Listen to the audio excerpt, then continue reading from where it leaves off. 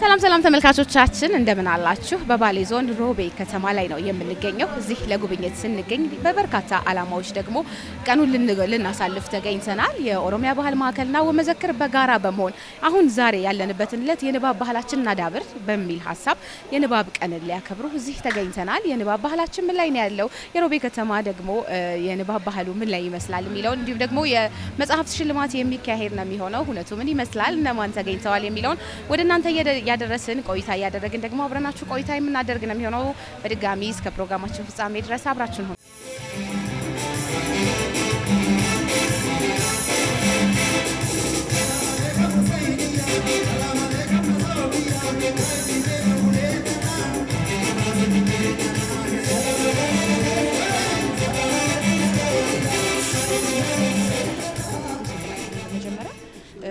ትናንት ቀደም ብለን ስናነሳው ነበረ የመጽሐፍ ቀንን እንደምናከብር። ዛሬ ደግሞ እለቱ ላይ ተገኝተናል። ምን ይመስል ነበር? ፓናል ዲስከሽኖች ነበሩ፣ ሽልማት ነበረ፣ የተበረታቱ ልጆች ነበሩ። ምን ይመስል ነበር?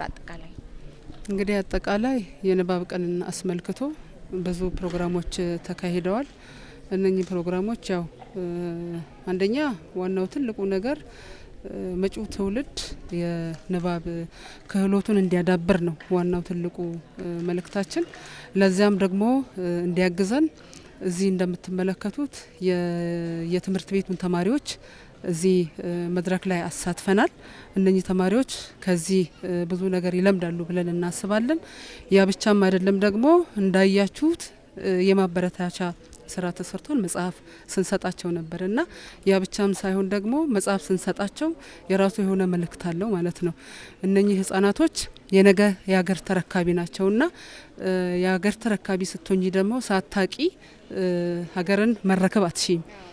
ስለዚህ እነኚህ ተማሪዎች መጀመሪያ መጽሐፍ ማንበብ መቻል አለባቸው ማለት ነው። መጽሐፍ ማንበብ በራሱ ሙሉ ያደርጋል። ሙሉ ለመሆን ደግሞ የግድ መጽሐፍ ማንበብ ይጠበቅባቸዋል እና ይህንን መጽሐፍ ስንሰጣቸው ይህንን መልእክት አስተላልፈንላቸው ነው ማለት ነው። ዛሬ እኛ ነን እየመራን ያለ ነው። ነገ ደግሞ ይህን ነገር የሚረከቡት እነሱ ስለሆኑ ከአሁኑ ዝግጅት እንዲያደርጉ ነው ማለት ነው። ሀገር ያለ ሰው ልትመራ አትችልምና ይህን ሀገር የሚቀበል ይሄ ተማሪ ነው ማለት ነው። ከዚህ ተጓዳኝ ደግሞ እዚህ መድረክ ላይ የተሳተፉ የባሌ ሮቤ ከተማና የባሌ ዞን ህብረተሰብ የተለያዩ ህብረተሰቦች እዚህ መድረክ ላይ ተሳትፈዋል። እነሱም ሀሳብ ሲሰጡ ነበረ። ይሄ መሆን ነበረበት፣ ከዚህ በፊት በዚህ ልክ አልተሰራም፣ ከዚህ በኋላም በደንብ ሊሰራ ይገባል። የዛሬውን እናመሰግናለን ያሉት። ዛሬውን ፕሮግራም በጣም ደስ ብሎናል፣ እናመሰግናለን። ግን መቀጠል መቻል አለበት። ያ ብቻም ሳይሆን ደግሞ እኛ ከክልልና ከፌዴራል መተን ነው ይሄን ፕሮግራም እያካሄደን ያለ ነው። እኛ መንገዱን ከፍተናል። ከዚህ በኋላ ያለውን ደግሞ የሮቤ ከተማ አመራርና የባሌ ዞን አመራር ይሄንን የሰጠነውን መልእክት ተቀብሎ ለማስቀጠል ከህብረተሰቡ ጋር ሆኖ በአንድነት በቅንጅት ሰርቶ መጪው ትውልድ ላይ ጥሩ ነገር እንደሚያስተላልፍ ባለሙሉ ተስፋ ነን ማለት ነው። ሮቤ ከተማ ላይ የተካሄደው የንባብ ቀን በጣም ደማቅ ነበረ።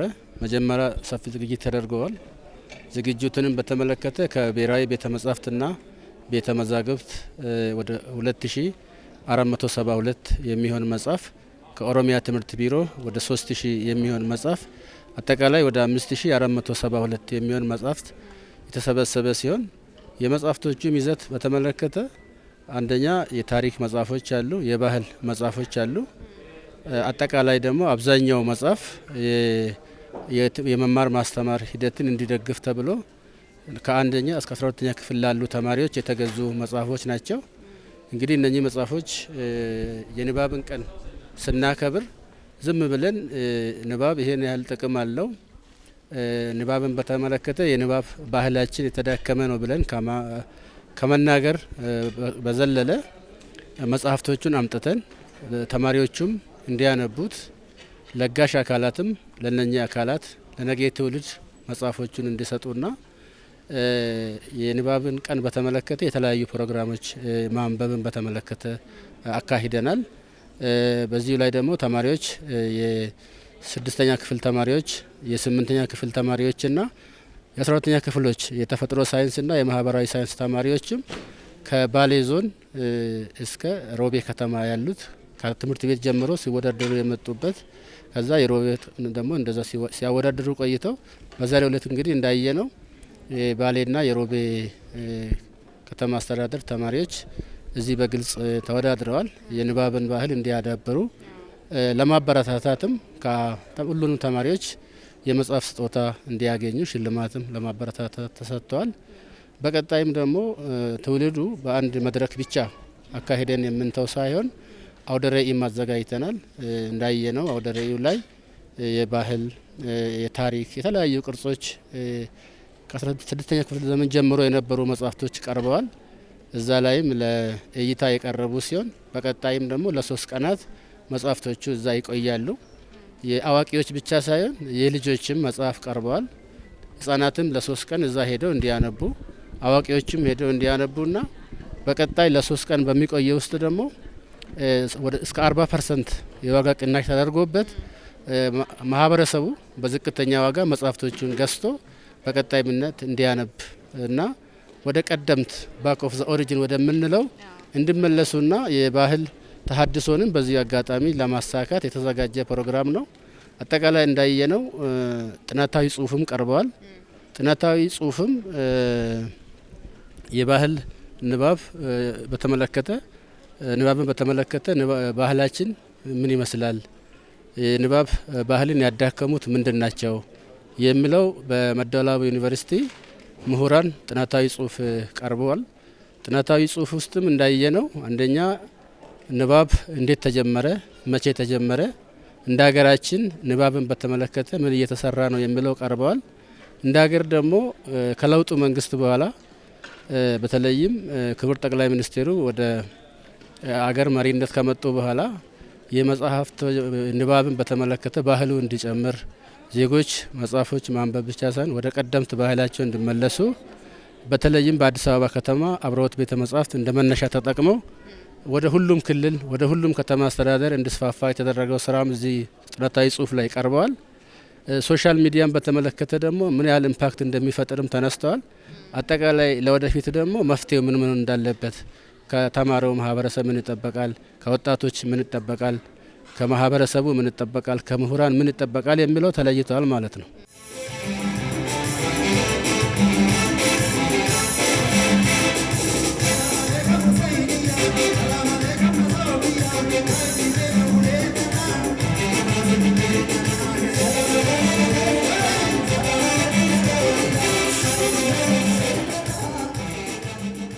ከዚህ ጋር ተያይዞ የማንበብ ባህላችንን የንባብ ባህላችንን ስናነሳ መጽሐፍ ስንሰጥ ምንድነው የሚያነቡትም ደግሞ የሚለው አብሮ ጥያቄ ውስጥ የሚገባ ነገር ነው። ምናልባት ታሪክን ከማሳወቅ ባህልን ከማሳወቅ ያለፉበትን የአባት እናቶቻቸውንም ገድል ከማሳወቅ አንጻር ምን አይነት ፋይዳ አለው? ንባቡ በራሱ እንዳለ ሆኖ የሚያነቡት መጽሐፍቶች የመጡት መጽሐፍቶች ምን አይነት ፋይዳ አላቸው? ኦኬ በስጦታ ያመጣናቸው መጽሐፎች 2 አይነት ናቸው። አንደኛው ቴክስት ቡክ ነው። ቴክስት ቡክ ስንል ያው በየትምህርት ቤቱ የመጽሐፍ እጥረቶች አሉ። አንደኛ እሱን የመጽሐፍ እጥረት ስላለ እሱን ችግር በተጓዳኝ ለመፍታት ነው። እነኚህ መጽሐፎች ከ1 ሚሊዮን ብር በላይ የተገዙ መጽሐፎች ናቸው። ይህንን ለየትምህርት ቤቱ ነው በስጦታ መልክ እየሰጠ ነውና እዛ ላይ ተማሪዎች ያው እጥረት እንዳይገጥማቸው ይረዳቸዋል ማለት ነው። ሙሉ ሆነው እንዲወጡ እያንዳንዱ ተማሪ የራሱ የሆነ መጽሐፍ ሊኖረው ይገባል። ይሄ መጽሐፍ ያን ችግራቸውን ይቀርፍላቸዋል ብለን እናስባለን። ሌላኛው ደግሞ ትልቁ የአሁኑ ትውልድ ችግር ከማንበብ ይልቅ ሶሻል ሚዲያ ላይ ተደቅኖ ነው የሚውለው። ከእውቀት ባዳ ሆኖ ነው እየኖረ ያለውና ይሄ ትውልድ አንደኛ አጠቃላይ ዓለም ምን ትመስላለች፣ ሁለተኛ ሀገሬ ምን ትመስላለች፣ ወርዶም ደግሞ ክልሌ ምን ይመስላል፣ ዞኔ ምን ይመስላል፣ ከተማዬ ምን ይመስላል የሚለውን ነገር ሙሉ እውቀት የለው። ምክንያቱም ከአካዳሚ ከሆኑ ነገሮች ላይ ርቀዋል። ቴክኖሎጂ ባይዘይ በስነ ስርዓቱ ከተጠቀምሽበት ጥቅም አለው። አላግባብ ደግሞ ዝም ብለሽ የምትጠቀሚ ከሆነ ራስሽን ያሳጣሻል። ስለዚህ ከዛ ዓለም ውስጥ ወጥተው ወደ ራሳቸው እንዲመለሱና ራሳቸውን እንዲያውቁ ይረዳቸዋል ማለት ነው። ይሄ መጽሐፍ አሁን አካዳሚክ ያለ አጠቃላይ ደግሞ ታሪካቸውን እንዲያውቁ ይረዳቸዋል ማለት ነው። ሶ ሁለቱም መጽሐፍ ደግሞ ይጠቅማቸዋል ብለን እናስባለን። ያ ብቻም አይደለም እንደሚጠቅማቸውም ደግሞ ግልጽ የሆነ ነገር ስለሆነ በዛ መልኩ ነው እነኚህ መጽሐፎች ያመጣ ነው። በጥናታዊ ጽሁፍ ላይም እንደቀረበው ምንድነው አሁን ያለው ትውልድ አብዛኛው ከቴክኖሎጂ ጋር እንደመሄድ አጫጭር ቪዲዮዎችን የመመልከት ሾርት ሜሞሪ የምንላቸውን በተለይም ተማሪዎች ላይ ህጻናት ላይ ከባድ ኢምፓክት ይፈጥራል ማለት ነው። ቴክኖሎጂን መጠቀም ጥሩ ነገር ሆኖ ወደ ቀደምት ተመልሰን ንባብ ሙሉ ሰው ያደርጋል የሚለውን ፕሪንሲፕል ይዘን ዛሬ የሚያነብ ነገ መሪ ነው የሚለውን ፕሪንሲፕል ይዘን ተማሪዎች በየትምህርት ቤቱ በየቤተሰቡም በየከተማ አስተዳደሩም አክሰሱ እንዲኖር ማድረግ ያስፈልጋል መጀመሪያ ማለት ነው። ይሄንን በተያያዘው በባህል ታድሶ ውስጥም አቅጣጫ እንደተቀመጠው እያንዳንዱ ከተማ አስተዳደር የወጣቶች መዋያ ቦታ፣ የንባብ ቦታ፣ ቤተ መጻሕፍቶች እንዲዘጋጁ በየትምህርት ቤቱም በየዩኒቨርሲቲውም የንባብ ቦታ እንዲዘጋጅ ተደርገዋል ማለት ነው። ይሄ ከዚህ ጋር ተያይዞ ሶሻል ሚዲያ ኢምፓክት ስለሚፈጥር በተቻለ መጠን አክሰሱን ማቅረብና የንባብ ቦታ ማመቻቸት መሰረተ ልማትን ማሟላትና በተቻለ መጠን ደግሞ ወደ ቀደምት መመለሳችን ትልቅ አስተዋጽኦ አለው ማለት ነው። እንደዚህ የመጽሐፍ ችግር ባለበት አካባቢ ደግሞ እንደ ክልልም ተለይቶ ከተለያየ ድርሻ አካላት ጋር በመቀናጀት አንደኛ መጽሐፎቹን አምጥተን በስጦታ መልክ መስጠት፣ ሁለተኛ ደግሞ ገበያን መፍጠር። አዲስ አበባ ላይ ያሉት ደራሲያንና ማህበር ተሰብስበው ዛሬ መጥተዋል። በዝቅተኛ ዋጋ መጽሐፍቶቹን ሊገዙ እንዲችሉ የተመቻቸ ሁኔታ ተፈጥሯልና በተቻለ መጠን አክሰሱን መፍጠር ነው። እኛም ዛሬ እንዳያችሁት እንግዲህ ወደ 5472 ካለው መጽሐፍ ውስጥ ለባሌ ዞን እስከ 1500 መጽሐፍ ሰጥተናል።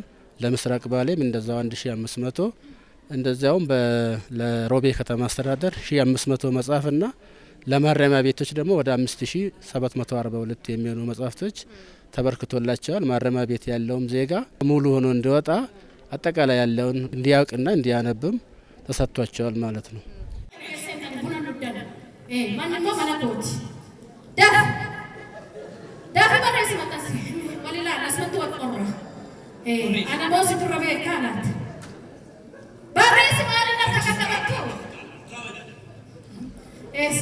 ደራሲዎቹ መጽሐፍ ሲያዘጋጁ ለወረቀቱ ለከቨሩ የሚያወጡት የተለያየ ወጪ አለ።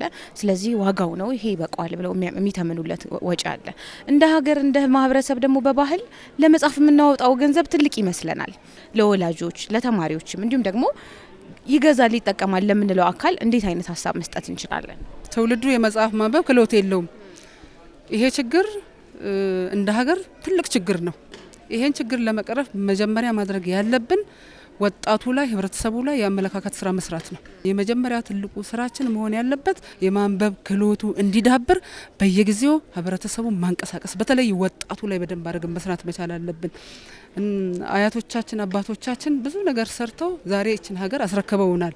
ብዙ ተጋድለው አድርገው ነው ለዚህ ያበቁን። እኛ ደግሞ ከዚህ በኋላ ላለው ትውልድ ምን ማስረከብ አለብን የሚለውን እኛ ራሳችን በራሳችን ላይ መስራት አለብን። ቀጥልን ደግሞ በወጣቱ ላይ ሰርተን ወጣቱ የማንበብ ክህሎቱን አዳብሮ ራሱን እንዲያቅ ሀገሩን እንዲያሻግር ማድረግ መቻል አለብን የሚል መልእክት ነው ያለኝ።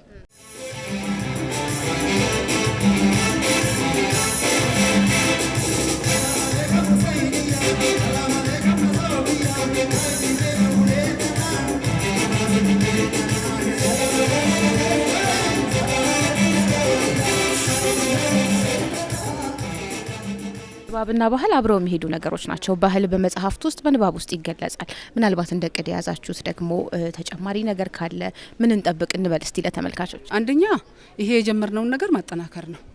እንደ ኦሮሞ ባህል ማዕከል የንባብ ባህልን ማዳበር ብለን አሁን ጀምረናል። ይሄ የጀመርነው በባሌ ዞን ላይ ወይንም ደግሞ በሮቤ ከተማ ላይ የሚቆም ሳይሆን በሌሎች ዞን ላይም ይህንን ነገር ማሳተፍ። ሌላኛው ደግሞ ሶሻል ሚዲያ እዚህ ነገር ላይ እንዲሰራ ማድረግ መቻል አለብን። ከባህል ጋር ተያይዞ ማለት ነው ጥሩ ያልሆኑ ነገሮች እየመጡ ነው። ከውጭ ሀገር የወረስናቸውን ነገሮች አዳፕት አድርገን ወደማይሆን መስመር እየሄድን ነው ማለት ነው። ይሄንን ነገር ገደብ ካላደረግንለት ወጣቱ ሊጠፋ ነው ማለት ነው። የሀገራችንን ባህል በዛው ልክ ሊጠፋ ነው ማለት ነው። ሶ ወደ ባህላችን መመለሳችን ደግሞ ከቴክኖሎጂ ጋር አንድ ላይ ደምረን ጥሩ የሆነ ነገር ከሰራን ሀገራችንን ማሻገር እንችላለን። በዛውም ልክ ደግሞ ኢኮኖሚካሊ ወደ ብር ቀይረን ሀገራችንን የማሻገር እድል ይኖራል ብዬ አስባለሁ። አንድ ትልቅ ቤተ መጻሕፍትና አርካይቭ ወይም ቤተ መዛግብት አለን እንደ ክልል። እዛ ውስጥ ማአት መጽሐፎች አሉ። በዛ መረጃም አለ በአርካይቭ ውስጥ። ያ ቤተ መጻሕፍት ውስጥ የሚገኘው መጽሐፍትና ቤተ መዛግብት ውስጥ የሚገኘው አርካይቭ ውስጥ ያለው ዶክመንት ወይም መረጃ ለጥናት እንዲሆን፣ ለምርምር እንዲሆን፣ ለተማሪዎችም እንዲሆን ተደርጎ በነፃ ነው አገልግሎቱን የምንሰጠውና እዛ አካባቢ ያለው ሰው በተቻለ መጠን በቅርበት ላይ የሚገኘው ሰው መጥቶ መጽሐፍን ማንበብ እንዲችል፣ ሁለተኛ ደግሞ መምጣት የማይችል ሰው መጽሐፍቶቹን በትውስት ወስዶ ሪሰርች አድርጎ አንብቦ እንዲመልስ እሱንም አመቻችተናል። ኢላይብረሪም በዚህ በቴክኖሎጂ ዘመን እየጀመርን ስለሆነ ተደራሽ ለማድረግም እየተሰራ ያለ ስራ አለ ማለት ነው። እንግዲህ አብዛኛው መጽሐፎች እኛ አሁን ቤተ መጻሕፍት ውስጥ ያለው አብዛኛው ከታሪክ ካለፉት ስርዓት ውስጥ ጀምሮ የነበረው ታሪክ የተጻፈው፣ በአርካይቭ ውስጥ ያሉ ደግሞ ቅርሶች አሉ፣ የተጻፉ ሰነዶች ወይም መረጃዎች አሉ። እሱንም አደራጅተናል። በተጨማሪ ደግሞ ለትምህርትና ለመማርና ለማስተማር እንዲያገለግል አካዴሚክ የሆኑ መጽሐፍቶችም አሉ ማለት ነው። ስለዚህ ሞሮፍ እኛ የምንሰራው ባህልን ከማስተዋወቅ አንጻር የታሪክና የባህል መጽሐፍቶች በአብዛኛው ይገኛሉ። በተጨማሪ ደግሞ ለከፍተኛ ትምህርት ተቋም እስከ ፒኤችዲ ለሚማሩ ተማሪዎችም እንደ ሪፈረንስ የሚያገለግሉ በማዕከላችን ይገኛል ማለት ነው። ወጣቱ አንደኛ የንባብ ክህሎቱን ማዳበር መቻል አለበት። ሁለተኛ ራሱን ማወቅ አለበት፣ ሀገሩን ማወቅ መቻል አለበት፣ ለሀገሩ ተቆርቋሪ መሆን መቻል አለበት። ይሄንን የምናደርገው ስናነብ ስናውቅ ብቻ ነው። ያለበለዚያ ጎዶሎ ነን። ጎዶሏችን ላይ ደግሞ የሚሰሩ ብዙ አካላቶች ስላሉ ይሄንን አውቀን ወጣቶች ሁላችንም በአንድነት ተቀናይተን መስራት መቻል አለብን የሚል መልእክት ለማስተላለፍ ነው። አመሰግናለሁ።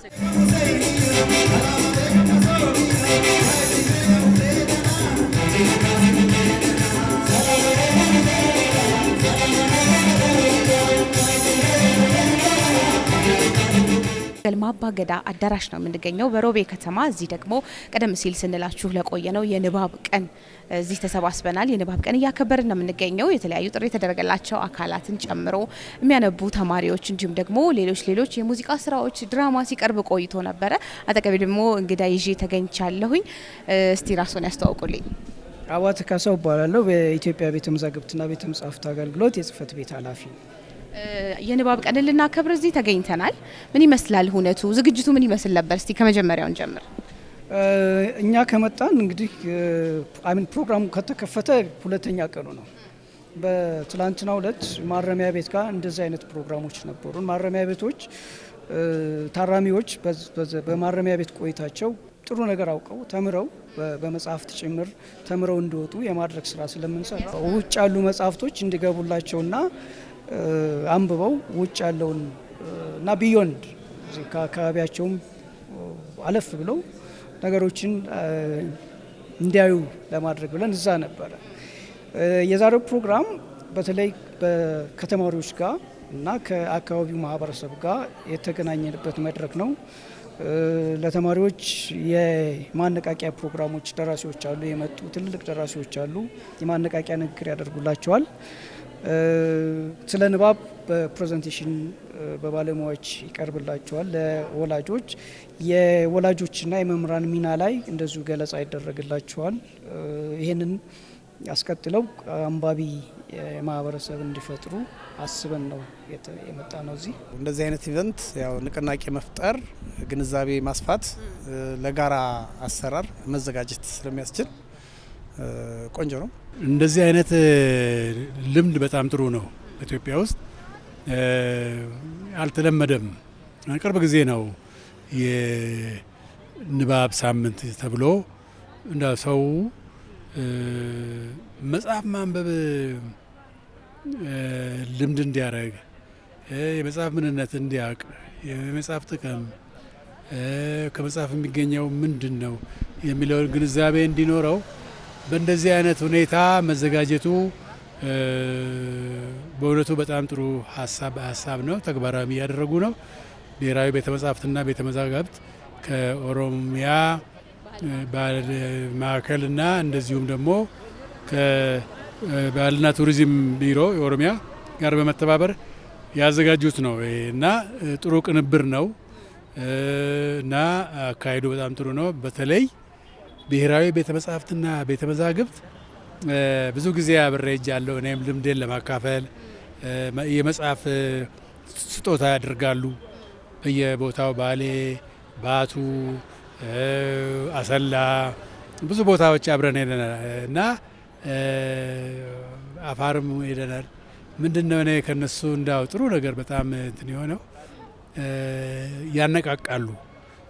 የየከተሞችን አዲስ አበባ ብቻ ሳይሆን በየከተሞቹ ያሉት ቤተ መጻሕፍት ተደራጅተው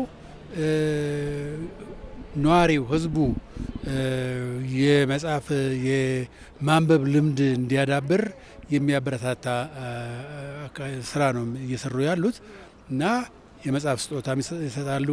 በተለይ ደግሞ ማረሚያ ቤቶች ሄደው ለማረሚያ ቤቶች መጽሐፍ ስጦታ ሰጥተዋል።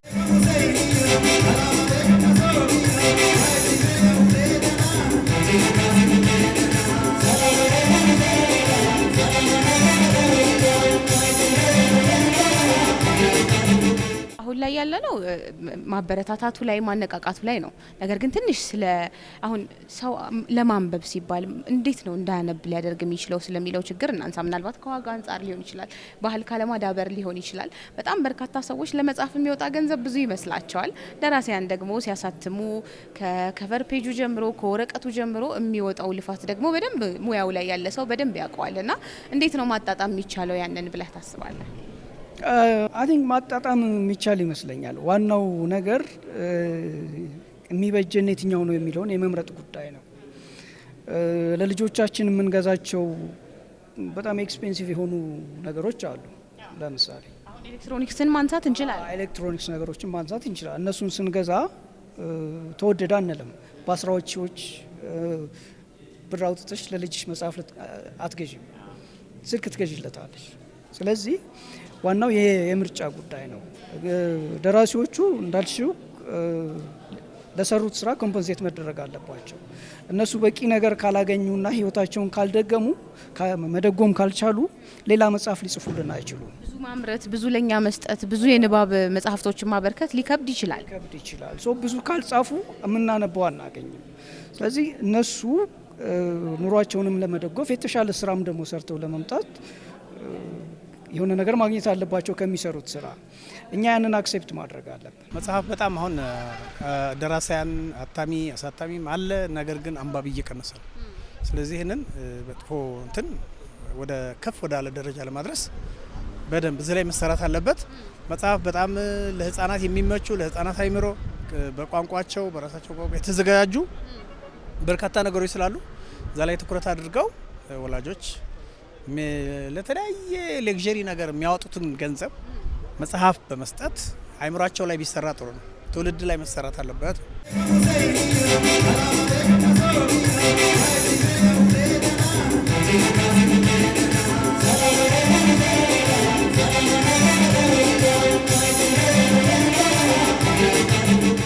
ልጆች ያንብቡ ሲባል ምን ያንብቡ የሚለውም አብሮ የሚነሳ ጉዳይ መሆን መቻል አለበት።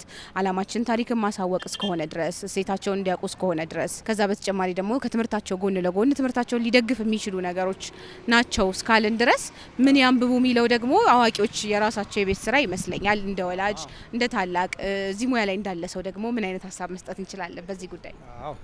ብሔራዊ ቤተ መዛግብት ቤተ መጻሕፍት አገልግሎት ተቋም ልጆች ላይ መሰራት እንዳለበት ያምናል። ለዚህም ደግሞ እናንብብ የሚለውን ሙዚቃ እሱንም በማሰራት ህጻናትና ወጣቶች የቲያትር ባለሙያዎች ናቸው የሰሩት። ይሄ በልዩ ልዩ የኢትዮጵያ ቋንቋዎች ተተርጉሟል።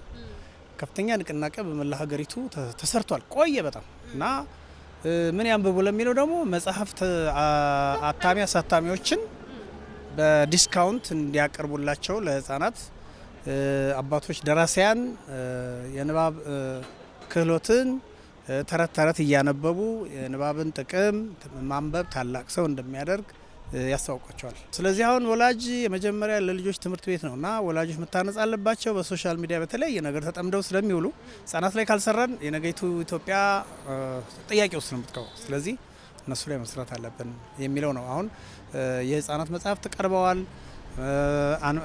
መጽሐፍት ሻጮች ቀርበዋል። እንግዲህ ማህበረሰቡ ለልጆቹ ያው እኔ ለምሳሌ ይኸው እነዚህ መጽሐፍቶች ገዝቻለሁ። ለልጆች ያመጋገብ ያነቡ የሚችሉት እነዚህን ገዝቻለሁ ለልጆቼ ማለት ነው። እንግዲህ ይሄ የማንበብ ልምድ መዳበር አለበት። ሰው ባነበበ ቁጥር እውቀቱ ይሰፋል፣ ሙሉ ሰው ያደርጋል የሚለው ልክ ነው እኮ። በአስተሳሰብ